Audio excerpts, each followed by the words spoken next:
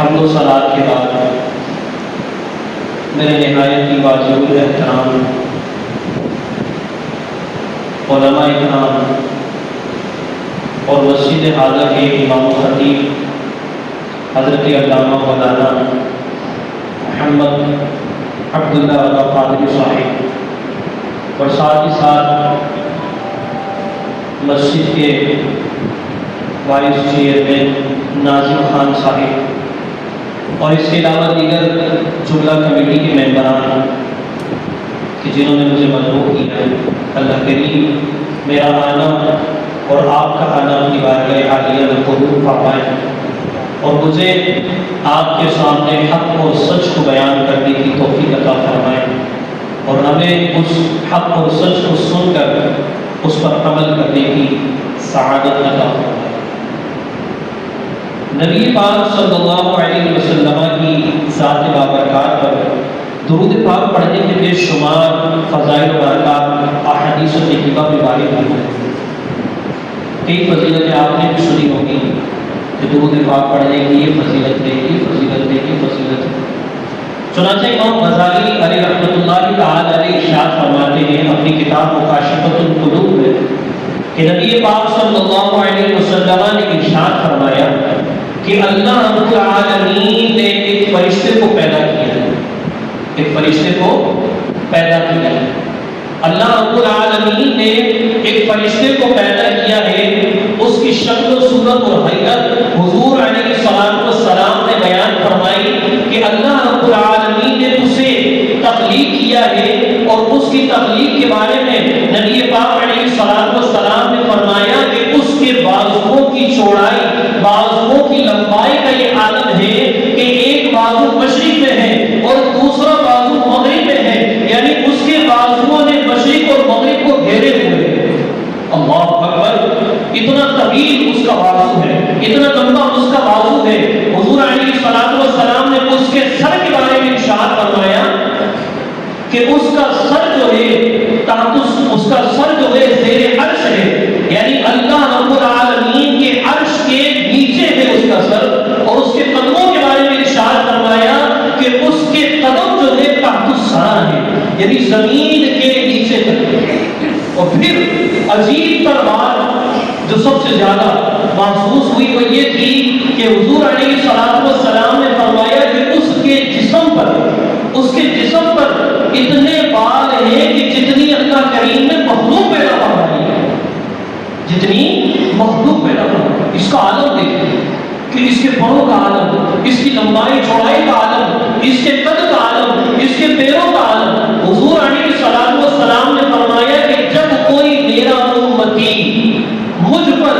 ذوق اور شوق اور محبت کی وجہ سے ایک مرتبہ درود پاک پڑھتا ہے تو اللہ کریم اس فرشتے کو حکم دیتا ہے، اللہ کریم اس فرشتے کو حکم دیتا ہے کہ وہ بحر نور میں غوطہ لگائے، یعنی نور کا سمندر ہے، ایک نور کا سمندر ہے، بحر نور میں غوطہ لگائے۔ اللہ اکبر! آگے سنیے، حضور علیہ الصلوۃ والسلام نے فرمایا کہ وہ فرشتہ بحر نور میں غوطہ لگاتا ہے تو اپنے پاؤں کو جھاڑتا ہے، اپنے پاؤں کو جھاڑتا ہے۔ حضور علیہ الصلوۃ والسلام نے فرمایا کہ اس کے پاؤں سے نکلنے والے ہر قطرے کے بدلے اللہ رب العالمین ایک فرشتے کو پیدا فرماتا ہے، اور وہ فرشتے پیدا ہونے والے اس ایک مرتبہ درود پاک پڑھنے والے کے لیے قیامت تک دعائیں مغفرت کرتے رہیں گے۔ سبحان اللہ، سبحان اللہ! ایک مرتبہ درود پاک پڑھنے والے کے لیے اتنے کثیر فرشتے قیامت تک درود پاک پڑھتے رہیں گے۔ تو سبحان اللہ، کیسی عظیم ذات حضور علیہ الصلوۃ والسلام کی ہے، اور ساتھ میں ہم خوش نصیب ہیں کہ اللہ کریم نے ہمیں سب سے اعلیٰ و اعلیٰ ہمیں نبی عطا فرمائے، سب سے بالا و اعلیٰ ہمیں نبی عطا فرمائے کہ جن پر درود ایک دفعہ پڑھا جائے لیکن رحمتوں کا نزول لاتعداد مرتبہ ہوتا ہے۔ اللہ کریم مجھے بھی آپ سب کو بھی خوب درود پاک پڑھنے کی توفیق عطا فرمائے اور خوب حضور علیہ الصلوۃ والسلام کی بارگاہ میں درود پاک کے نذرانے پیش کرنے کی توفیق عطا فرمائے۔ مل کر پڑھیں اللهم صل على سيدنا ومولانا محمد وعلى الجود والكرم وعلى آله وأصحابه وبارك وسلم۔ الحمدللہ آج 11 تاریخ لگ چکی ہے اور کل انشاءاللہ عز و جل حضور علیہ السلام کی مبارک ولادت کی ساعتیں ہمارے درمیان تشریف لائیں، تو یقیناً آج کے دن بھی حضور علیہ السلام کی تعریف اور توصیف کی بیان کی جائے۔ اور حضور علیہ السلام کی تعریف اور توصیف تو ایسی ہے کہ اگر اپنی زندگیاں لگا دی جائیں، آپ سب کی توجہ ہے، اگر اپنی زندگیاں لگا دی جائیں تب بھی حضور علیہ السلام کی تعریف اور توصیف ختم نہیں ہو سکتی۔ کسی نے کیا خوب کہا کہ اگر سمندر جتنے موجود ہیں دنیا میں، جتنے سمندر موجود ہیں دنیا میں، اگر ان تمام سمندروں کو حضور علیہ السلام کی تعریف اور توصیف کے لیے سیاہی بنا دیا جائے، اگر ان تمام کو انک بنا دیا جائے اور دنیا میں موجود تمام درخت کو، تمام حجر کو، اگر تمام شجر کو حضور علیہ السلام کی تعریف لکھنے کے لیے قلم بنا دیا جائے تو کسی نے خوب کہا کہ یہ سمندر کی سیاہی ختم ہو سکتی ہے، یہ درختوں کی قلم ختم ہو سکتی ہے، لیکن میرے اور آپ کے آقا صلی اللہ علیہ وسلم کے اوصاف ختم نہیں ہو سکتے۔ تو کسی نے کیا خوب کہا کہ زندگیاں بیت گئی اور قلم ٹوٹ گئے، زندگیاں بیت گئی اور قلم ٹوٹ گئے، تیرے اوصاف کا ایک باب بھی پورا نہ ہوا، تیرے اوصاف کا ایک باب بھی پورا نہ ہوا۔ اللہ کریم ہمیں حضور علیہ السلام سے والہانہ محبت عطا فرمائے۔ ابتداءً آپ کے سامنے میں نے سورۃ القمر آیت نمبر 1 کی تلاوت کرنے کی سعادت حاصل کی۔ انشاءاللہ تعالی اس کی تفسیر اور اس سے نکلنے والے نکات انشاءاللہ سننے کی ہم سعادت حاصل کریں گے۔ آپ کے دل جمعے کے ساتھ بیٹھیں تاکہ کچھ سمجھنے میں آسانی رہے۔ چنانچہ تفسیر نور العرفان میں اس آیت کی تفسیر بیان کی گئی ہے اور اس آیت سے جو گہرا تعلق ہے وہ حضور علیہ السلام کے معجزے کا تعلق ہے۔ چنانچہ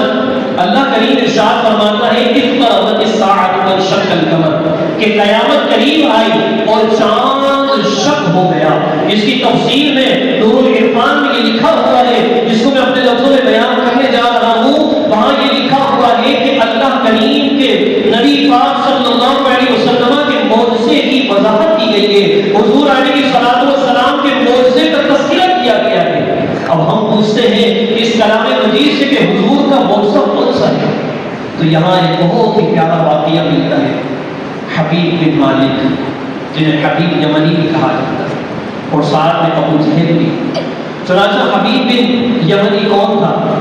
اس کا تعارف میں آپ کے سامنے پیش کرتا ہوں۔ حبیب بن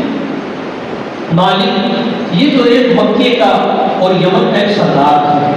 اور اس کا اتنا اثر و رسوخ تھا کہ لوگ اس سے ڈرا کرتے تھے، لوگ اس کے پاس آنے میں گھبرایا کرتے تھے، لیکن یہ ایمان نہیں لایا تھا، مسلمان نہیں ہوا تھا۔ حتیٰ کہ جو قافلے آتے تھے اور قافلے جاتے تھے وہ اس کی اجازت کے بغیر نہیں جاتے تھے، حتیٰ کہ اس کے بارے میں یہاں تک مشہور تھا کہ جس چیز کا انکار کر دینا دوبارہ کوئی شخص اسے کرنے کی جرات نہ کرتا، اور کوئی شخص اگر اپنے آپ فیصلہ کرتا تو اس حبیب بن مالک کو لازمی بلاتا اور اپنے فیصلوں میں شامل کرتا۔ چنانچہ ہوا یہ کہ حضور علیہ السلام نے نبوت کا اعلان فرمایا، حضور علیہ السلام نے اپنے نبی ہونے کا ظاہر فرمایا، اپنی نبوت کی وضاحت فرما دی، تو مکے کے سردار، مکے کے کافر ابو جہل کو بڑا ہی برا لگا، نعوذ باللہ من ذالک۔ اس نے جب دیکھا کہ لوگ تو حضور علیہ السلام کا کلمہ پڑھ کر دائرہ اسلام میں آ رہے ہیں، لوگ تو حضور علیہ السلام پر ایمان لا رہے ہیں، تو اس نے حبیب بن مالک کو بلوایا، حبیب بن مالک کو بلوایا اور اس سے سفارش کری کہ ہمیں حضور علیہ السلام کا بائیکاٹ کرنا ہے۔ چنانچہ حبیب بن مالک آئے اور انہوں نے حضور علیہ السلام کے اس پیارے مکہ شہر کے اندر حاضر ہوا، اور آنے کے بعد ابو جہل کے ساتھ بیٹھے۔ ابو جہل اپنے ساتھیوں کے ساتھ، اپنے رفقا کے ساتھ بیٹھا ہوا تھا۔ حبیب بن مالک کے سامنے حضور علیہ السلام کو بیان کیا گیا کہ ایک نبی ہے مکے میں جو اپنی نبوت کا دعویٰ کر چکے ہیں، جو یہ کہتے ہیں کہ میں اللہ کا رسول ہوں، اور وہ لوگوں کو اپنے قریب بلاتے ہیں، جو شخص ان کو دیکھ کر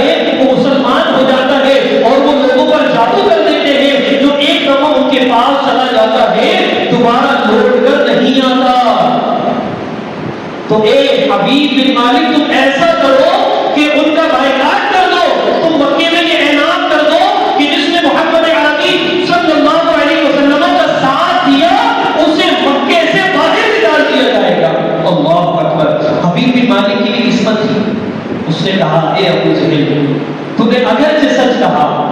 لیکن میں یک طرفہ سن کر فیصلہ نہیں کر سکتا، میں یک طرفہ سن کر فیصلہ نہیں کر سکتا، بلکہ مجھے اس نبی آخر الزمان صلی اللہ علیہ وسلم کی بات بھی سننی ہوگی۔ ابو جہل نے کہا نہیں، ابو جہل نے کہا نہیں نہیں نہیں، جو شخص ان کے پاس جاتا ہے وہ ان کو ہو کر نہیں جاتا ہے۔ اے حبیب بن مالک، ایسا نہ ہو کہ تم بھی حضور کی خدمت میں جاؤ اور تمہارا ہم سے تعلق ختم کر دو، ہم یہی بیٹھ کر بات کر لیتے ہیں۔ ابو جہل کتنا بڑا کافر تھا، لیکن اس کو پتا تھا کہ نبی کیسے ہے، اس کو پتا تھا یہ آقا کیسے ہیں کہ جو شخص ان کا دیدار کرتا ہے اللہ اکبر وہ دائرہ اسلام میں آ جاتا ہے۔ لیکن پھر حبیب بن مالک نے کہا نہیں، یک طرفہ فیصلہ نہیں ہو سکتا، میں محمد عربی صلی اللہ علیہ وسلم کی خدمت میں جاؤں گا۔ تو ابو جہل نے کہا ٹھیک ہے، لیکن ایک بات یاد رکھنا، ایک بات یاد رکھنا، اس سے یقین ہے کہ جو حضور کی بارگاہ میں چلا گیا وہ ہمارے ہاتھ سے نکل گیا۔ وہ حبیب بن مالک کو کہتا ہے اے ابو جہل تم وہاں جا تو رہے ہو لیکن ہماری مخالفت میں کوئی بات نہ کہنا۔ وہ سب کچھ جہل جائے، لیکن ابو جہل سمجھا رہا ہے کہ ہماری مخالفت میں کوئی بات نہ کہنا۔ چنانچہ حبیب بن مالک نے کہا ٹھیک ہے، یہ سب لوگ چلے، حضور علیہ السلام کو بھی مقام پر بلایا گیا، حضور علیہ السلام بھی تشریف لائے، رات کا پہر تھا، حضور علیہ السلام جب تشریف لانے ہی والے تھے تو ابو جہل نے اپنے ساتھیوں سے کہا کہ محمد عربی تشریف لائے تو کوئی کھڑا نہیں ہوگا، محمد عربی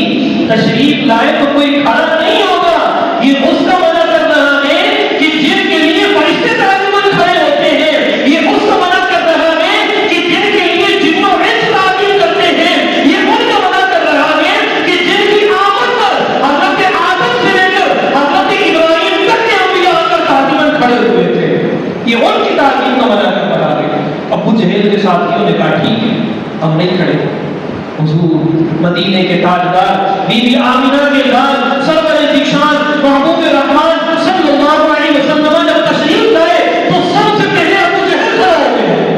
اللہ اکبر، یہ کیا منظر تھا؟ ابو جہل کے ساتھی دیکھ کر حیران کہ ہمیں کرتا ہے منع، ہمیں کہتا ہے کہ کھڑا کوئی نہیں ہوگا، لیکن ہم سے پہلے ہی کھڑا ہو گیا۔ اس شخص نے آگے بڑھ کر ابو جہل کے کان میں کہا ابو جہل یہ کیا حرکت کرتے ہو، ہمیں منع کرتے ہو اور خود کھڑے ہو جاتے ہو۔ ابو جہل کہتا ہے خدا کی قسم مجھے معلوم نہیں کہ کس نے کہاں پکڑ کر کھڑا کر دیا، مجھے معلوم نہیں کہ کس نے میرے بازو اٹھا کر مجھے کھڑا کر دیا۔ اللہ اکبر، میرے آقا صلی اللہ علیہ وسلم جب تشریف لائے، حضور جب تشریف لائے، حبیب بن مالک بڑا سمجھدار، بڑا شاطر دماغ میں حضور کی بارگاہ میں بادب طریقے سے حاضر ہوا، کہنے لگا کہ مکے کے لوگ کہتے ہیں کہ آپ نے نبوت کا اعلان کیا، نبوت نبی کا اعلان کیا، آپ نبی ہیں اللہ کے، آپ نے یہ اعلان کیا کہ میں اللہ کا نبی ہوں، اور لوگ یہ کہتے ہیں کہ آپ جادو کرتے ہیں، آپ جادو کرتے ہیں۔ اگر آپ اللہ کے نبی ہیں اور اگر آپ جادو نہیں کرتے تو میں صرف دو باتیں آپ کے سامنے لا رہا ہوں، اگر آپ دو باتیں پوری کر دیں گے تو میں دائرہ اسلام میں داخل ہو جاؤں گا، میں آپ کا کلمہ پڑھ کر آپ کے ہاتھ پر مسلمان ہو جاؤں گا۔ حضور علیہ السلام نے ارشاد فرمایا کہ اے ابو، اے حبیب بن مالک، بیان کرو کہ تم کیا چاہتے ہو۔ چنانچہ حبیب بن مالک نے کہا کہ اے اللہ کے رسول، میری ایک بات کا تعلق تو ایسے ہے کہ اگر آپ نبی ہوں گے تو مجھے غیب کی خبر دیں گے، اور اگر آپ نبی نہیں ہوں گے تو مجھے غیب کی خبر نہیں دے سکتے، کیونکہ بات کا تعلق میرے دل سے ہے، میرے دل سے ہے، اور ایک بات کا تعلق اس چیز سے ہے کہ جس کا جادو نہیں چلتا، جس کا جادو نہیں چلتا۔ بی بی آمنہ کے لال تھے، حضور علیہ السلام کو اللہ پاک نے ایسی قدرت عطا فرمائی تھی۔ نبی پاک نے فرمایا اے حبیب بن مالک بتاؤ کیا چاہتے ہو، بتاؤ تمہاری پہلی خواہش کیا ہے۔ تو حبیب بن مالک نے کہا اگر آپ اللہ کے نبی ہیں اور اگر آپ یہ کہتے ہیں کہ میں جادو نہیں کرتا، اگر آپ یہ کہتے ہیں کہ میں معجزہ دکھاتا ہوں اور اللہ کے حکم سے دکھاتا ہوں،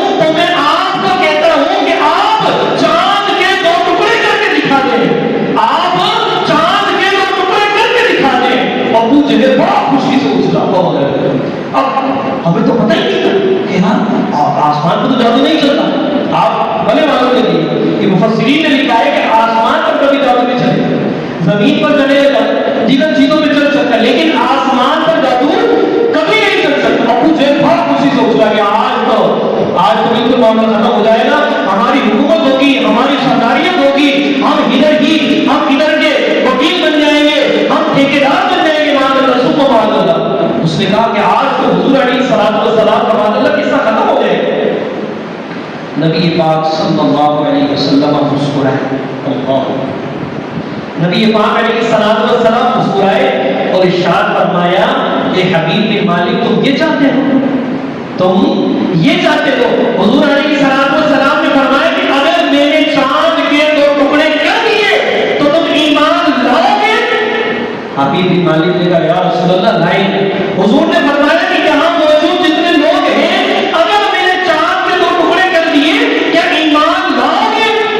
سب نے کہا کہ ایمان لائیں گے۔ حضور نے پھر تیسری دفعہ اقرار کروایا کہ اگر چاند کے 2 ٹکڑے کر دیے تو ایمان لاؤ گے؟ سب نے کہا کہ ہاں یا رسول اللہ ہم ایمان لے آئیں گے۔ نبی پاک علیہ الصلوۃ والسلام نے چاند کی طرف توجہ فرمائی، اللہ اکبر، آج چاند کی قسمت میں چمک اٹھی تھی، آج چاند کا دل بھی خوشی سے جھوم رہا تھا اور وہ کہہ رہا تھا چلو اے یار کوئی ادھر بھی پھیرا تیرا، حسرت آج پہر کرتی ہے رستہ تیرا۔ اللہ اکبر، چاند یہ چاہتا تھا کہ آج میں بتا دوں کہ مصطفیٰ کے اشارے پر کیا کیا ہو سکتا ہے، آج میں بتا دوں کہ حضور کی اگر انگلی پڑ سکتی ہے تو اس چاند کا سینہ بھی چل سکتا ہے۔ اللہ اکبر، میرے آقا صلی اللہ علیہ وسلم نے اپنے انگلی کا اشارہ کروایا، اپنے انگلی کو آسمان کی طرف بلند کیا، آسمان کی طرف بلند کیا اور آسمان کی طرف بلند کر کے چاند کے بیچ میں حضور علیہ السلام والسلام نے انگلی پھیر دی۔ چاند کا کیا ہونا تھا کہ دونوں آدھے آدھے حصوں میں تقسیم ہو گیا۔ اللہ اکبر، دونوں چاند آدھے آدھے حصوں میں تقسیم ہو گیا۔ کسی نے کیا خوب لکھا ہے کہ تم ہے سب دیکھ کر آدھا ادھر آدھا ادھر، دنگ ہے سب دیکھ کر آدھا ادھر آدھا ادھر، ہو گیا تلنے کمر۔ حضور نے کوئی نماز نہیں پڑھی تھی، حضور نے کوئی نماز نہیں پڑھی تھی، حضور نے کوئی دعا نہیں مانگی تھی، حضور نے کوئی ایسا کام نہیں کیا کہ اللہ تیری بارگاہ میں عرض کرتا ہوں، بلکہ حضور نے انگلی کا اشارہ کیا۔ حضور کو پتا تھا کہ میرے مالک نے مجھے کیسی کیسی طاقت و قدرت عطا فرمائی ہے۔ شاعر کہتے ہیں کہ دنگ ہے سب دیکھ کر آدھا ادھر آدھا ادھر، ہو گیا تلنے کمر آدھا ادھر آدھا ادھر۔ شاعر نے آخر میں کمال کر دیا، کہتا ہے کہ چاند ہی کیا آسمان کو بھی اگر کہتے حضور خود گرتا ٹوٹ کر آدھا ادھر آدھا ادھر، خود گرتا ٹوٹ کر آدھا ادھر آدھا ادھر۔ مفسرین نے لکھا ہے، یہ واقعہ نور العرفان میں موجود ہے، مفسرین نے لکھا ہے کہ چاند 1.5 گھنٹے تک آپس میں جدا جدا رہا، 1.5 گھنٹے تک۔ اللہ اکبر، ابو جہل نے جب دیکھا یہ کیا ہو گیا، یہ کیا ہو گیا، تو محمد عربی صلی اللہ علیہ وسلم نے تو چاند کے 2 ٹکڑے کر دیے۔ اس نے اپنے ساتھیوں کو مکے میں بھیجایا، کہا دیکھو گلیوں میں جاؤ، دیکھ کر آؤ کہ ایسا تو نہیں کہ یہاں والے لوگوں پر ڈاکو چل گیا ہو، ان کو چاند ٹوٹا ہوا نظر آ رہا ہو، ایسا تو نہیں کہ چاند پر جادو چلا دیا گیا اور ہماری نظر کو بند کر دیا گیا۔ جاؤ جو سو رہے ہیں ان کو اٹھاؤ اور پوچھو کہ تمہیں چاند ٹوٹا ہوا نظر آیا نہیں۔ چنانچہ ابو جہل کے جتنے بھی ساتھی تھے سب مکے میں دوڑ گئے، سب مکے کی طرف روانہ ہوئے، لوگوں کو اٹھا کر پوچھتے ہیں تو ہر بندہ یہی کہتا ہے واللہ آج کی رات ہم نے چاند کے 2 ٹکڑے دیکھے۔ اللہ اکبر، ہر شخص ہر بندہ یہ کہتا ہے کہ آج کی رات ہم نے چاند کے 2 ٹکڑے دیکھے۔ اعلیٰ حضرت امام اہل سنت فرماتے ہیں کہ چاند جھک جاتا جدھر انگلی اٹھاتے مہد میں، چاند جھک جاتا جدھر انگلی اٹھاتے مہد میں، کیا ہی چلتا تھا اشاروں پر کھلونا نور کا، کیا ہی چلتا تھا اشاروں پر کھلونا نور کا۔ اللہ اکبر، جب حبیب کی مالک نے دیکھا کہ واقعی انہوں نے تو جو ہے چاند کے 2 ٹکڑے کر دیے کہ چاند 2 ٹکڑے ہو گئے، حبیب کی مالک بھی پریشان کہ واقعی میں تو اللہ کے نبی لگتے ہیں، اللہ کے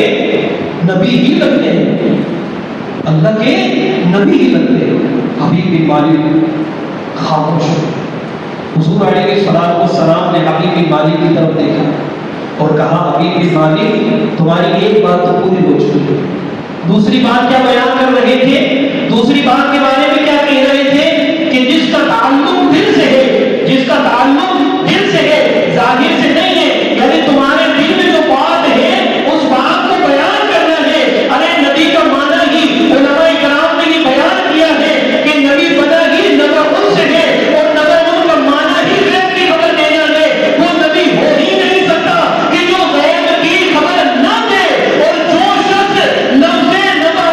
لفظ نبی کی ترجمانی نہیں کر سکتا اور نہ وہ نبی کی ترجمانی نہیں کر سکتا۔ میرے امام اہل سنت نے بتایا کہ نبی کی ترجمانی کرنی کیسے ہے، نبی کی نبوت کو ظاہر کیسے کرنا ہے، نبی کی ترجمانی کر کے بتایا اور کر کے سکھایا کہ اس طرح نبی کی ترجمانی کرنی ہے۔ سبحان اللہ، اللہ اکبر، یا رسول اللہ، یا غوثیہ۔ چنانچہ حضور علیہ السلام نے ارشاد فرمایا کہ اے حبیب بن مالک، تمہارے دل میں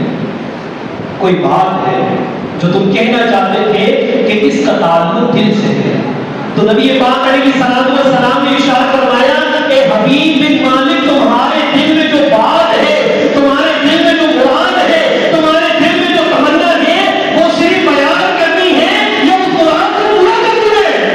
آج کے دن وہ بات کو بیان کرو یا مراد کو پورا کر دو؟ حبیب بن مالک کا چہرہ سرخ ہو گیا اور وہ حضور کے قدموں میں بیٹھ گیا، حضور کے مبارک پاؤں پکڑ کے کہنے لگا سونے مہربان میری بات کو بیان فرما دے اور میری مراد بھی پوری فرما دے۔ آقا آج کے دن میری مراد کو خالی نہ لوٹائے۔ تو حضور علیہ السلام نے فرمایا سنو، جو لوگ کہتے ہیں کہ میرے آقا کو دیوار کے پیچھے کا علم نہیں تھا، جو لوگ کہتے ہیں کہ میرے آقا کو قبر میں جانے کے بعد کچھ پتا نہیں، وہ سنے وہ دیکھے۔ چنانچہ حضور علیہ السلام نے فرمایا حبیب بن مالک، جب تم مکے سے چلے تھے، جب تم مکے سے چلے تھے تو تمہارے دل میں ایک تمنا تھی، ایک مراد تھی، تم یہ چاہتے تھے کہ اگر یہ اللہ کے نبی ہوئے، اگر یہ اللہ کے نبی ہوئے، اور تمہاری تمنا، تمہاری مراد یہ ہے کہ تمہاری ایک بیٹی ہے، تمہاری ایک بیٹی ہے۔ حضور مکے میں بیان کرنا یمن کا اولاد، اللہ اکبر، یہ دیوار کا نہیں، کوسوں میل دور کا سفر ہے۔ یہ حضور کے عاشق کی جانتے ہیں کہ میرے محبوب آقا کو اللہ کریم نے کیا کیا عطا فرمایا۔ سنا چاہتا ہے حضور علیہ السلام نے ارشاد فرمایا کہ حبیب بن مالک، جب تم مکے سے چلے تھے تو تمہارے دل میں ایک تمنا تھی، تمہارے دل میں ایک حسرت تھی، تمہارے دل میں ایک طلب تھی کہ اگر یہ اللہ کے نبی ہوئے تو میں اپنی بیٹی، اور تمہاری بیٹی کیسی ہے؟ تمہاری بیٹی ایسی ہے کہ نہ وہ بول سکتی ہے، نہ وہ دیکھ سکتی ہے، نہ وہ سن سکتی ہے، نہ وہ چل سکتی ہے، اس کے جسم پر کوڑ کا مرد ہے، اور تم یہ چاہتے ہو کہ اگر یہ اللہ کے نبی ہے تو میں ان سے دعا کرواؤں گا کہ یا تو یہ اس دنیا سے چلی جائے یا اللہ کریم سے شفا عطا فرما دے۔ میرے محبوب آقا کریم آقا صلی اللہ علیہ وسلم نے ارشاد فرمایا اے حبیب جاؤ یمن چلے جاؤ، ہم نے تمہاری بیٹی کو شفا عطا فرما دی ہے، جاؤ ہم نے اسے شفا یاب کر دیا ہے۔ حبیب بن مالک حضور کے قدموں پر نثار، حضور کے قدموں پر نثار کا یا رسول اللہ مجھے مسلمان فرمانا ہے، میں آپ کے ہاتھ پر ایمان لانا چاہتا ہوں۔ حضور علیہ السلام کے مبارک دست پر وہ ایمان لایا اور یمن کی طرف روانہ ہونے لگا۔ ابو جہل نے پکڑ لیا، ابو جہل نے پکڑ لیا۔ ابو جہل کیا کہتا ہے؟ ابو جہل کہتا ہے کہ حبیب بن مالک میں نے نہ کہا کہ جو ان کو دیکھتا ہے وہ ان کا ہو جاتا ہے، اب تو ہمارے ہاتھ سے نکل گیا، اب تو ہمارا بخاری بن گیا، ایک طرف تو تم نہ ملا تھا تو ہمارا دوست تھا، جیسے کہ محمد عربی صلی اللہ علیہ وسلم کے چہرے کو دیکھا تو ان کا ہو کر دے گیا۔ اللہ اکبر، مدینے کے آقا کا جو دیدار کرتا ہے وہ ان کے قدموں کو نثار ہو جاتا ہے۔ چنانچہ حبیب بن مالک نے کہا کہ اے ابو جہل، اگر تجھے ابھی بھی سمجھ میں آئے تو تیری قسمت پر دکھ ہے۔ کئی لوگ مکے کے ایمان لائے اور حبیب بن مالک یمن کی طرف روانہ ہوا۔ اب آگے مزید اس میں پہلو ہے، وقت کے دامن میں میری وسعت نہیں ہے کہ میں بیان کروں، انشاءاللہ بہت مختصر میں آپ کے سامنے اس واقعے کو مکمل کرنے کی کوشش کرتا ہوں۔ چنانچہ حبیب بن مالک جب یمن پہنچا، اپنے دروازے پر دستک کی، دروازے پر دستک کی، دروازہ کھلا، اس کی زوجہ وائف بیوی آئی، وہ دوڑتا ہوا کمرے میں گئی اور کمرے میں جا کر دیکھا تو اس کی بیٹی چارپائی میں موجود نہ تھی۔ وہ دیکھ کر رونے لگا کہ ایسا تو نہیں کہ میری بیٹی کا انتقال ہو گیا، میری بیٹی اس دنیا سے چلی گئی۔ وہ اپنی بیوی کے پاس آیا اور کہا کہ میری بیگم، میری بیٹی کہاں ہے؟ تو انہوں نے کہا کہ حبیب بن مالک دیکھو سامنے صحن میں بچے کھیل رہے ہیں، تمہاری بیٹی بھی انہی میں موجود ہے۔ حبیب بن مالک نے کہا میری بیٹی انہی میں موجود ہے؟ کہا تمہاری بیٹی انہی میں موجود ہے، تو کہا اس کی شناخت بتاؤ، تو کہا سب سے زیادہ جو لڑکی، سب سے زیادہ جو بچی خوبصورت ہے یہ حبیب، وہ بھی تمہاری بیٹی ہے۔ حبیب بن مالک نے دیکھا اور پہچان کیا کہ نور تو کسی بچی کے چہرے سے ٹپک رہا ہے۔ ارے نور کیوں نہ ٹپکے کہ نور والے آقا نے کرم تو کر دیا ہے، اس کے چہرے سے نور کیوں آئے کہ محبوب آقا نے کرم کروا دیا ہے۔ اس نے اپنی بیٹی کو بلایا اور بیٹی کو بلا کے اس کے ہاتھ چیک کرے، اس کے پاؤں دیکھے، اس کی آنکھیں دیکھی اور کہا بیٹی تجھ میں اتنی عجیب تبدیلی کیسے آ گئی؟ اے بیٹی تجھ میں اتنی عجیب چینجنگ کیسے آ گئی؟ تو پیرالائز تھی، تو اٹھنے پھرنے چلنے پھرنے سے معذور تھی، تیرے اندر یہ قوت کی طاقت موجود نہ تھی۔ تو کہا یہ سوال آپ مجھ سے کرتے ہیں، یہ سوال آپ مجھ سے کرتے ہیں، مکے میں جا کر دعا آپ میرے لیے کرواتے ہیں اور آ کر پوچھتے ہیں کہ شفا کیسے ہو گئی ہے؟ مکے میں جا کر دعا کرواتے ہیں اور کہتے ہیں کہ شفا کیسے ہو گئی ہے؟ وہ بچی کہنے لگی ہاں لیکن ایک بات بڑی نرالی ہے، خوش نصیب تو میں ہوں۔ کیا کہتی ہے؟ بابا خوش نصیب تو میں ہوں، مجھ پر کرم ہوا ہے، مجھ پر یہ کرم ہوا ہے کہ آپ مکے گئے اور مکے جا کر آپ نے حضور علیہ السلام کی معجزہ طلب کیا، معجزہ دیکھنے کے بعد آپ حضور پر ایمان لائے، لیکن نور والے آقا نے مجھے آ کر اپنے گھر میں کلمہ پڑھا دیا، مجھے اپنے گھر میں حضور علیہ السلام نے شفا عطا فرما دی، حضور علیہ السلام نے میرے چہرے پر، میرے جسم پر ہاتھ پھیرا اور اسی وقت میں صحتیاب ہو گئی اور اسی وقت میں صحتیاب ہو کر اپنے گھر میں چلنے پھرنے لگی۔ جب حبیب بن مالک نے یہ منظر دیکھا تو کہا واللہ یہ کوئی جھوٹا نبی ہو ہی نہیں سکتا، واللہ یہ کوئی جھوٹا نبی ہو ہی نہیں سکتا۔ ارے جی کا اللہ کریم تذکرہ قرآن مجید میں فرماتے آئے، جس کا اللہ کریم تذکرہ قرآن میں فرمائے، جس کا تذکرہ اللہ کریم زبور میں فرمائے، جس کا تذکرہ اللہ کریم انجیل میں فرمائے، اور اگر ایک طرف دیکھا جائے تو اللہ کریم نے معجزات دیے، انبیاء کو معجزات عطا فرمائے، کسی کو ایک معجزہ دیا، کسی کو دو معجزے دیے، کسی کو تین معجزے دیے، کسی کو چار معجزے دیے، اللہ نے کسی کو ناموں کا علم دیا، اللہ نے کسی کو کشتی کا علم دیا، اللہ نے کسی کو لوہے پر قدرت عطا فرما دی، کسی کو ایسی طاقت دی کہ اگر پتھر کی چھری کے نیچے بھی آئے تو ان کے گردن کو کوئی نقصان نہ پہنچائے۔ علماء کرام فرماتے ہیں کہ اللہ کریم نے قرآن مجید میں 12 سے زائد اور 12 معجزات کا ذکر فرمایا کہ انبیاء کو ہم نے 12 معجزات عطا فرمائے، لیکن جب باری میرے اور آپ کے آقا آمنہ بی بی کے لال کے آقا صلی اللہ علیہ وسلم کی باری آتی ہے تو ایک معجزہ نہ دیا، 2 معجزے نہ دیے، 3 معجزے نہ دیے، 4 معجزے نہ دیے، بلکہ اللہ کریم قرآن میں فرماتا ہے کہ ہم نے انہیں نور اور دلیل بنا کر اتارا، یعنی اللہ کریم نے ان کے لباس میں معجزہ دیا، اللہ نے ان کے چہرے میں معجزہ دیا، اللہ نے ان کے کلام میں معجزہ دیا، اللہ نے ان کی امید میں معجزہ دیا، اللہ نے ان کے زبان میں معجزہ دیا، اللہ نے ان کے پسینے میں معجزہ عطا فرمایا، اللہ کریم نے ان کے پسینے میں معجزہ عطا فرمایا۔ یہ ایسے کریم آقا ہے، ایسے کریم آقا ہے۔ تو بس ایک معجزہ آپ کے سامنے میں نے بیان کی اور ایک چھوٹی سی آیت اقتربت الساعۃ وانشق القمر، اس آیت کے تحت کیا خوب واقعہ مفسرین نے بیان فرمایا۔ تو اللہ کریم ہمیں حضور علیہ السلام سے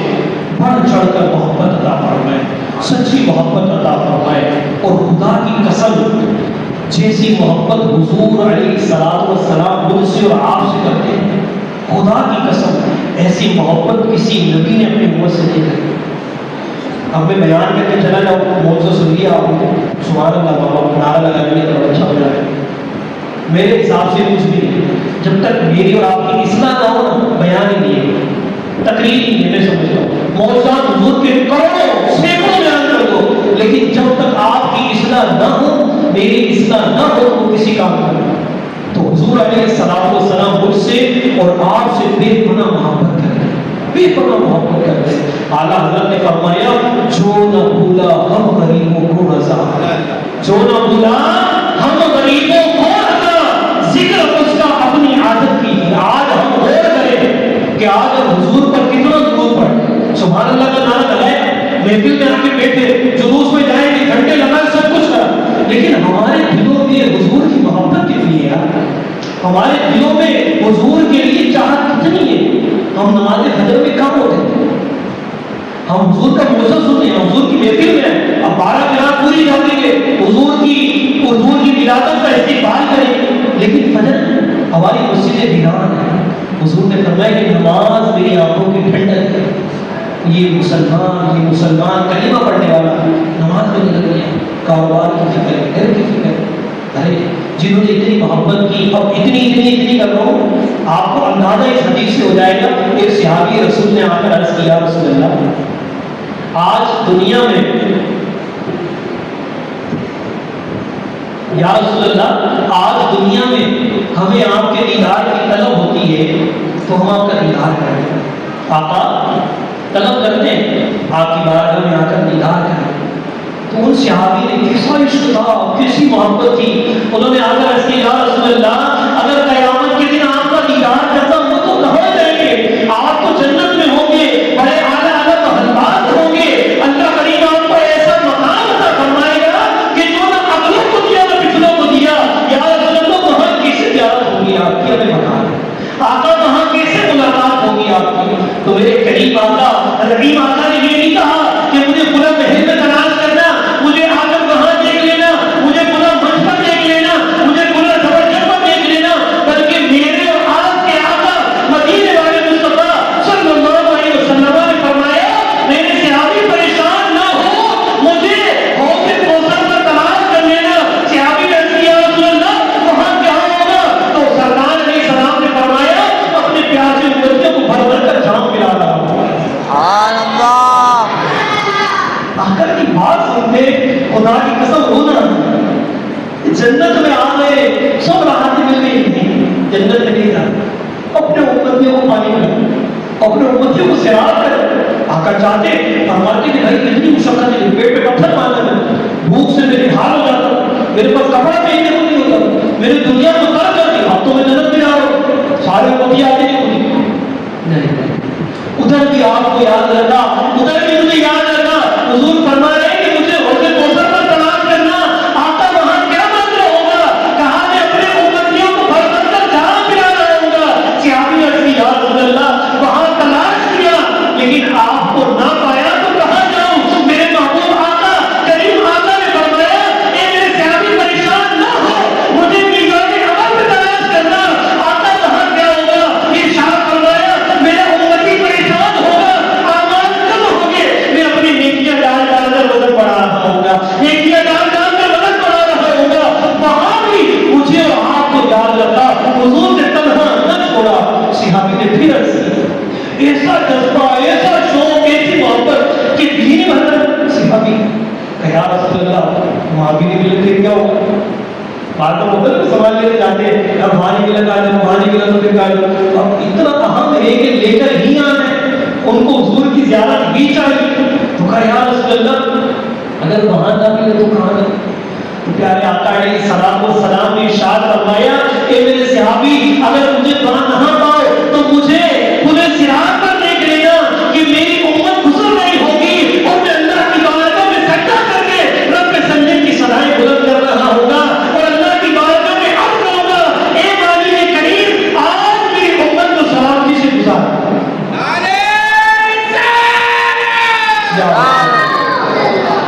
پیارے اور محترم اسلامی بھائیوں، عزیز و دوستوں، بزرگوں، ساتھیوں، حضور کا کرم ہم پر بہت ہے، حضور کا کرم ہم پر بہت ہے۔ بس میں آخری بات پر اپنی بات کو مکمل کرتا ہوں۔ بعض لوگ یہ کہہ رہے ہیں کہ بھائی میلاد نہیں منانا چاہیے، بڑے بڑے عالم دین، ایسے عالم دین کہ جو حالیہ میں کہیں اور ہوا کرتے تھے، آج کہیں اور پتہ ہی نہیں ہوتا، کچھ پتہ نہیں کسی کے ساتھ کیا ہوتا ہے، کچھ پتہ نہیں، کہہ رہے میلاد منانا جائز نہیں۔ حضور کی حدیث، حضور نے فرمایا کہ میرا تم میں رہنا بھی بہتر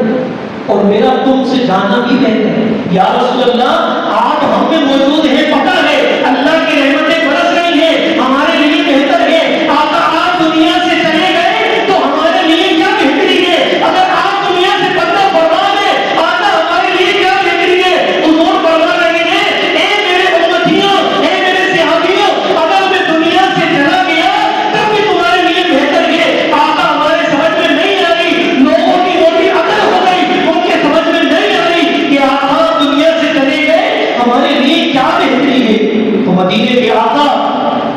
صلی اللہ علیہ وسلم نے فرمایا کہ اگر میں تم میں نہ رہوں تب بھی میرے لیے بہتری ہے، اور وہ بہتری اس طرح ہے کہ جب میں تم سے جدا ہو جاؤں گا، جب میں اپنی قبر انور میں ہوں گا، تو اس وقت میری امت کے اعمال پیش ہوتے ہیں، میری امت کے اعمال پیش کیے جاتے ہیں۔ اگر کسی کی نیکیاں ہوتی ہیں تو میرا دل خوش ہو جاتا ہے، اگر کسی کے گناہ ہوتے ہیں تو اس وقت میں اللہ کی بارگاہ میں دعا کر کے اس کی معافی طلب کرتا ہوں، اس کی معافی طلب کرتا ہوں۔ یار ایسے آتا